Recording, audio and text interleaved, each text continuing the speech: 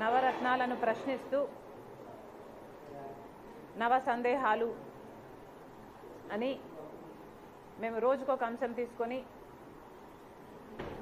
మాట్లాడడం జరుగుతుంది. నిన్న బిడ్డల ఉద్యోగాల గురించి మాట్లాడాం. ఈరోజు ఎంప్లాయీస్ పడుతున్న కష్టాల గురించి మాట్లాడదలుచుకున్నాం. ఈరోజు మన రాష్ట్రంలో ప్రభుత్వ శాఖలో ఉన్న ప్రభుత్వ ఉద్యోగస్తులు 6 లక్షల పైనే. మరి అంతమంది ఉన్న ఈ ప్రభుత్వ శాఖ ఉద్యోగస్తులు బాగా చూసుకోవాల్సిన బాధ్యత ప్రభుత్వానిది కాదా? రాజశేఖర రెడ్డి గారు ముఖ్యమంత్రిగా ఉన్నప్పుడు ప్రభుత్వ ఉద్యోగస్తులకు ఎంత గౌరవం ఇచ్చారు. చిన్న స్థాయి నుంచి ఏ కలెక్టర్ స్థాయి వరకు అయినా కూడా ఫ్రీడమ్ ఇవ్వడంతో పాటు వాళ్ళను మోటివేట్ చేస్తూ వాళ్ళను కలుపుకపోయి వాళ్ళతో పని చేయించుకుంటూ ఈయన ఒక మాదిరిగా నిలుస్తూ అన్ని విధాలుగా వాళ్ళకు అండగా ఉంటూ రాజశేఖర రెడ్డి గారు మరి అంత బాగా ప్రభుత్వ ఉద్యోగస్తులను చూసుకుంటే, మరి ఆయన కొడుకు జగన్మోహన్ రెడ్డి గారు తీరు, ఈ ప్రభుత్వ తీరు ఎంత బాధాకరంగా ఉంది అంటే మంత్రులు కూడా ఈరోజు ఉద్యోగస్తులను చిన్న చూపు చూస్తూ ఏదో వాళ్ళు దానం పడేస్తే వీళ్ళు తీసుకోవాలి అన్నట్టు మోకాలొంగి వీళ్ళ ముందు బ్రతకాలి అన్నట్టుగా వ్యవహరిస్తున్నారు. బహిరంగంగానే ఇలాంటి బొత్స లాంటి వాళ్ళు మినిస్టర్ల హోదాలో ఉండి కూడా ఇలాంటి కమెంట్లు చేస్తున్నారు అంటే ఇక వీళ్ళ తీరు, వీళ్ళ యాటిట్యూడు ఎంత ఘోరంగా ఉందో ఉద్యోగస్తులకే కాదు ప్రజలందరూ కూడా అర్థం చేసుకోవాల్సిన అవసరం ఉంది. ఈరోజు ప్రభుత్వ ఉద్యోగస్తులు ఇంతమంది, ఇన్ని లక్షల మంది ఉండి కూడా అసంతృప్తిగా ఉన్నారు అన్నమాట వాస్తవం.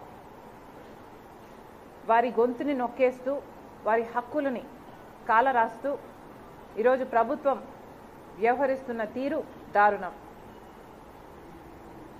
ఇన్ని సంవత్సరాలుగా జగన్మోహన్ రెడ్డి గారు అమలు చేస్తానని చెప్పి కూడా ఇన్ని సంవత్సరాలుగా వాళ్ళు మాకు సిపిఎస్ వద్దు, మాకు ఓపీఎస్ఏ కావాలి అని వాళ్ళు ఇంతగా అడుగుతున్నా, వాస్తవానికి కొట్లాడుతున్నా, పదే పదే ఈ అంశాన్ని లేవనెత్తుతున్నా ప్రభుత్వం మొండి వైఖరి వల్ల ఈ రోజు వరకు వాళ్ళను తిప్పించుకుంటున్నారు తప్పితే వాళ్ళ మొర వినింది లేదు, ఆలకించింది లేదు.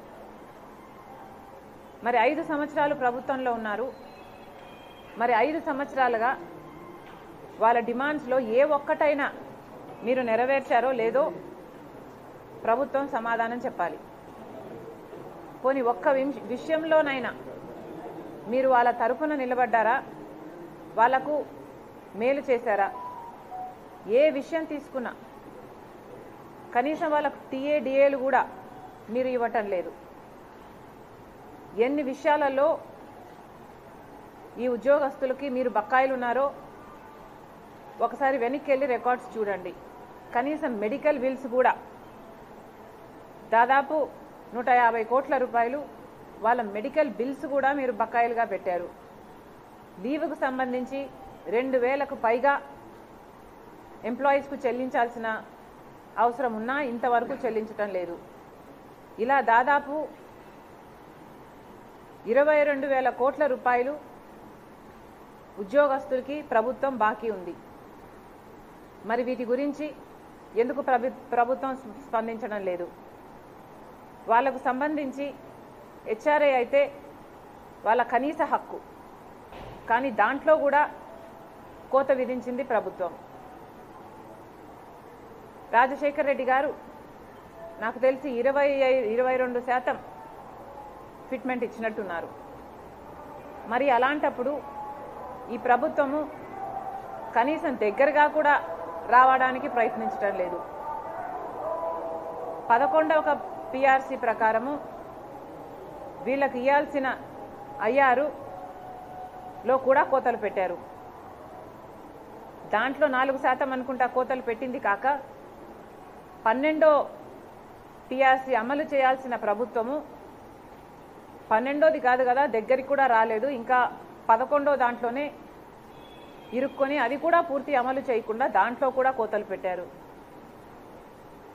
ఇలా 1 కాదు 2 కాదు, ప్రతి విషయంలోనూ ప్రభుత్వ ఉద్యోగస్తులను మోసం చేసింది జగన్మోహన్ రెడ్డి గారి ప్రభుత్వం. కాబట్టి కాంగ్రెస్ పార్టీ ఎన్నికల వేళ ఉద్యోగస్తులందరికీ భరోసా ఇస్తూ కాంగ్రెస్ పార్టీ మాత్రమే మీ పక్షాన ఉంటుంది, నిలబడుతుంది అని మరోసారి గుర్తు చేస్తూ, రాజశేఖర్ రెడ్డి గారు ఎలాగైతే మీ పక్షాన నిలబడ్డారో కాంగ్రెస్ పార్టీ ఈరోజు మీకు మాటిస్తున్నాం, కాంగ్రెస్ పార్టీ ఓపీఎస్ అమలు చేస్తుంది, మీ హక్కులను ప్రతి ఒక్కదాన్ని పరిరక్షిస్తుంది. అంతేకాదు కాంగ్రెస్ మేనిఫెస్టోలో చెప్పినట్టు ఏవైతే రిజర్వేషన్లు ఉన్నాయో 50% రిజర్వేషన్లు, ఎస్సీ ఎస్టీ ఓబీసీ రిజర్వేషన్లు ఉన్నాయో ఆ క్యాప్ను కూడా రేస్ చేస్తాము అని కాంగ్రెస్ మేనిఫెస్టోలో ప్రకటించడం జరిగింది.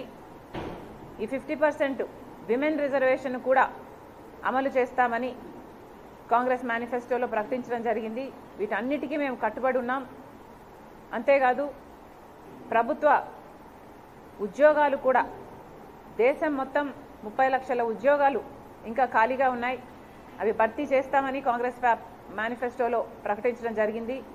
రాష్ట్రంలో ఉన్న 2 లక్షల పైన ఉద్యోగాలు కూడా భర్తీ చేస్తామని మరొకసారి గుర్తు చేస్తూ, కాంగ్రెస్ పార్టీ మాత్రమే మిగతా అన్ని సెక్షన్స్కి అండగా ఉండినట్టు ఉద్యోగస్తులు కూడా అండగా ఉండే ఏకైక పార్టీ కాంగ్రెస్ పార్టీ కనుక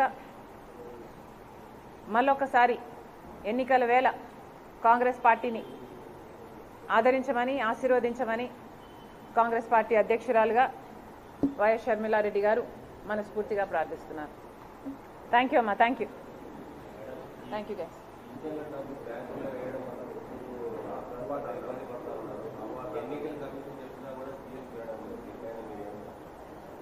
మీరు అడిగేది అదేనా? అందరూ ఓల్డ్ ఏజ్ పెన్షన్స్ గురించే. ఇది దారుణం కాకపోతే మరి ఏమిటి? పోయిన నెల ఎంతమంది చనిపోయారు అందరం చూసాం. అంటే వాళ్ళ ప్రాణాలకి లెక్క లేదు, వాళ్ళు చనిపోయినా పర్వాలేదు. ఏం ఆలోచన చేస్తుంది ప్రభుత్వం? సిఎస్ గారు అంతటి హోదాలో ఉండి, ఆ పదవిలో ఉండి కూడా మీరేదో ట్రయల్ అండ్ ఎర్రర్ లాగా ప్రతి నెల ఇంతమందిని పొట్టన పెట్టుకోవాలి, ఇంతమందిని చంపేసుకోవాలి అని ఏమన్నా టార్గెట్ పెట్టుకొని పనిచేస్తున్నారా? ఇంత ఘోరంగా ఒక ప్రభుత్వానికి బానిసలు కావాల్సిన అవసరము ఐఏఎస్లకు ఏముంది అని అడుగుతున్నాం. మీకు వాళ్ళు కాదు కండి జీతం ఇచ్చేది, మరొక్కసారి గుర్తు చేస్తున్నాం. మీకు జీతం ఇస్తున్నది ప్రజల డబ్బులు. ఇంత లాయల్టీ, వైసీపీకి మేలు చేయాలి అన్న ఇంత లాయల్టీ పనికిరాదు. కేవలం ఈరోజు వైసీపీ పార్టీకి మేలు చేయడానికి నెల నెల ఇంతమందిని పొట్టన పెట్టుకుంటున్నారు. మీరు ఒకటే పాయింట్ ప్రూవ్ చేస్తున్నారు, వైసీపీ ప్రభుత్వం అధికారంలోకి రాకపోతే ప్రతి నెల ఇదే జరుగుతుంది అన్న పాయింట్ని డ్రైవ్ చేయడానికి ఇంత ఘోరంగా ప్రాణాలను పణంగా పెట్టి చనిపోయినా పర్వాలేదు అన్నట్టుగా మీరు వ్యవహరించడం దారుణం. దీన్ని వెనక ఉండి నడిపిస్తున్నది వైసీపీ ప్రభుత్వం.